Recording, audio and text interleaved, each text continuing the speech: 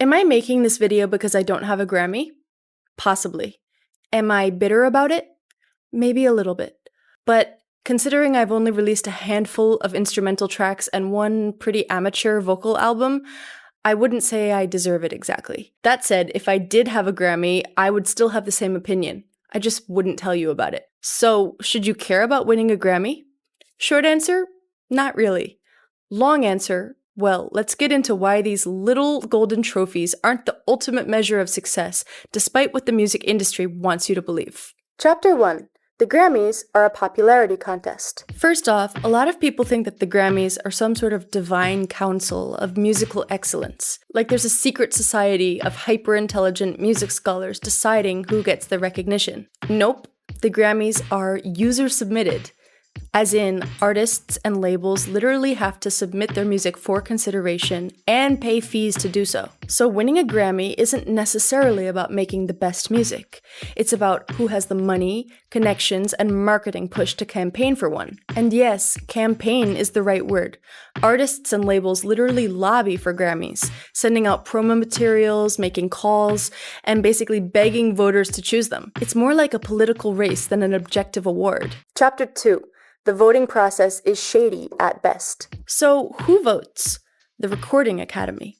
And that sounds legit until you realize it's just a club of industry insiders who, frankly, often have no idea what they're talking about. To become a voting member, you have to apply, meet certain industry criteria, and pay an annual membership fee. That means people voting on music's highest honor are a self-selected group of people that essentially pay to have a say. Chapter 3. The Recording Academy doesn't know what the f*** it's doing. The Recording Academy's opinions are often pretentious, out of touch, or just flat out bad. They consistently ignore entire genres of music or just miscategorize them altogether. Case in point, Beyoncé's very controversial win for Best Country Album. Spoiler alert, it wasn't country at all, unless you count Texas Hold'em and Two Most Wanted. And I mean, sure, but it was literally 2 songs. At the snap of my fingers, I'm Thanos. Giddy up, giddy up. When the sun goes down. Giddy up, bounce on this note, no pain. Yet, because she's Beyoncé and the Academy loves to make statements rather than logical decisions, she won anyway. Cowboy Carter, Beyoncé.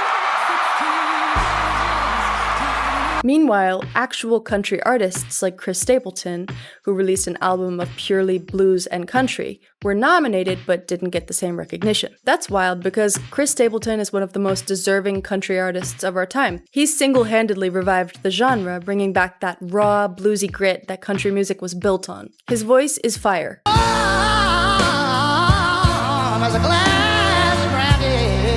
His songwriting is unmatched. He writes for himself and for other artists. All massive hits, by the way. Baby, lock the door and turn the lights down low. 'Cause I didn't know I needed you so. And drink a beer. Speaking of this year's Grammy Awards, we all know Billie Eilish got robbed. She had one of the biggest songs of the year. A track that was critically acclaimed, emotionally resonant, and extremely viral. The song was everywhere, and there were many other extremely successful songs on her album Hit Me Hard and Soft that should have won her Album of the Year. And yet, when it came time for the award, Beyoncé won instead. The Grammy goes to Cowboy Carter. Beyoncé! I don't know who the cameraman was either, but he did her dirty by zooming in on her face the second that she lost the award. Every producer, all of the hard work. Of course, Billie took it gracefully because at this point, getting snubbed at the Grammys is just part of the experience. Speaking of snubs, let's talk about Macklemore beating Kendrick for Best Rap Album in 2014. Kendrick dropped Good Kid, Mad City, an album that reshaped modern hip-hop.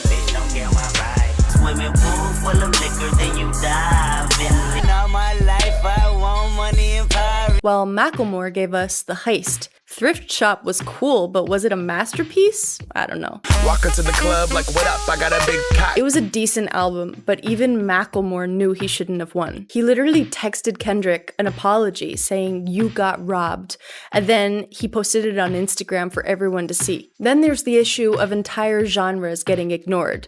Jazz, the foundation for so much modern music, is barely acknowledged. Brad Meldo only has 1 Grammy.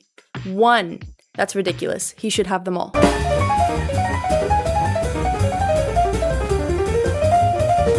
Then there's metal. I'm not really huge into the genre, but I know that flute isn't generally a staple instrument. But in 1989, Jethro Tull, a flute-heavy band, won over Metallica.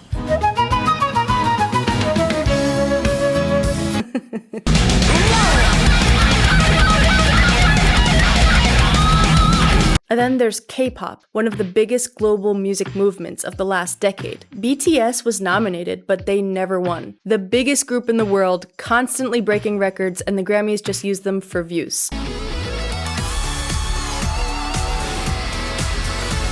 Also, where the was Blackpink? Do these people even have Wi-Fi? Finally, one of the most hilarious disasters in Grammy history, Milli Vanilli. They won Best New Artist in 1990, only for the world to discover afterwards that they weren't even singing their own songs.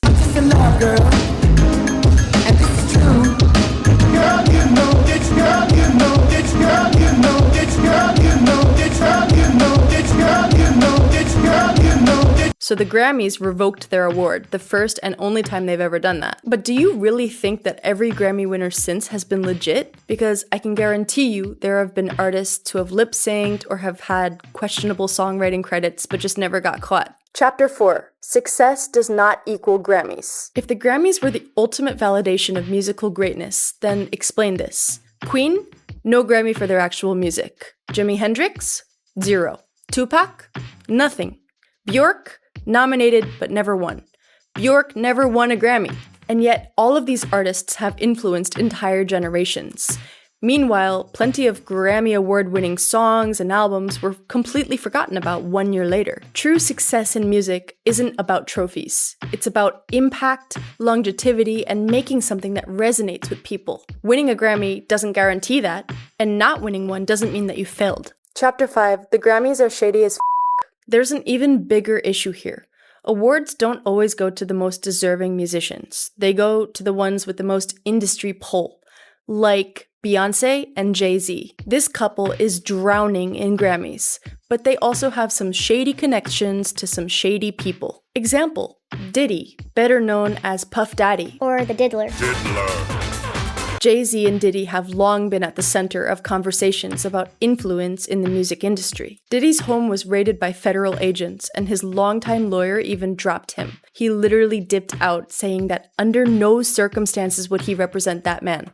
That's a direct quote. Jay-Z has been closely associated with Diddy for years. They have 2 songs together, and 3 if you count Jay-Z's production credit on Diddy's song Coming Home.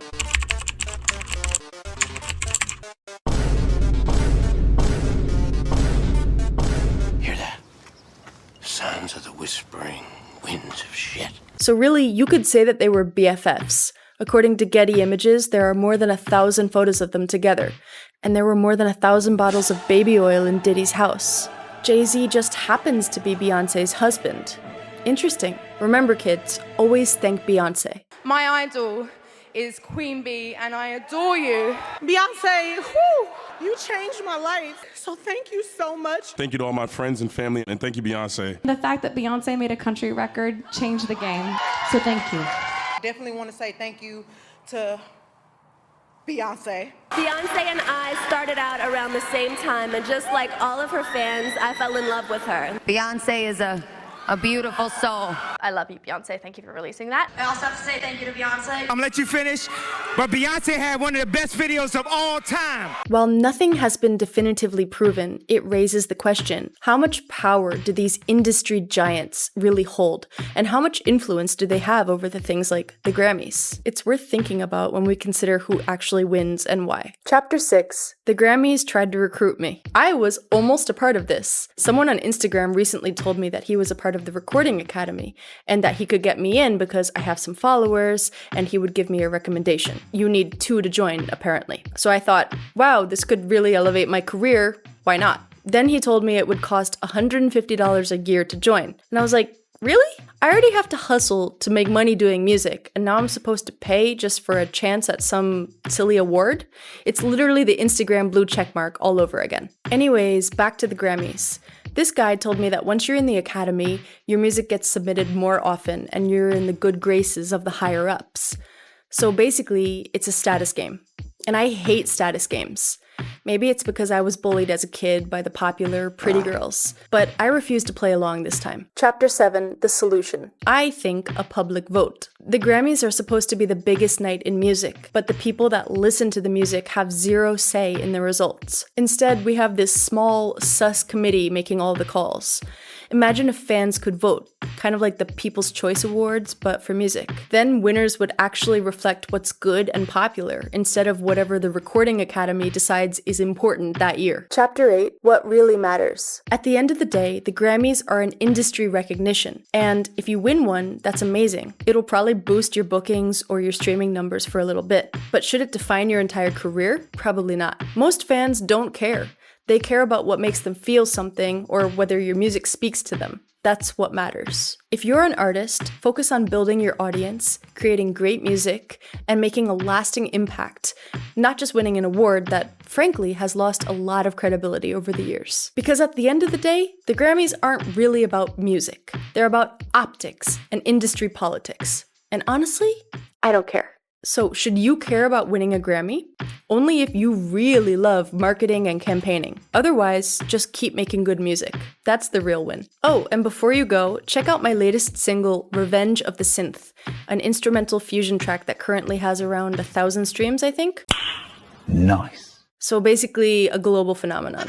Make sure to like, comment, and subscribe if you agree. Or if you still think that the Grammys are the holy grail of the music industry, let's fight about it in the comments. Either way, thank you so much for watching the video, and I'll see you in the next one. Bye!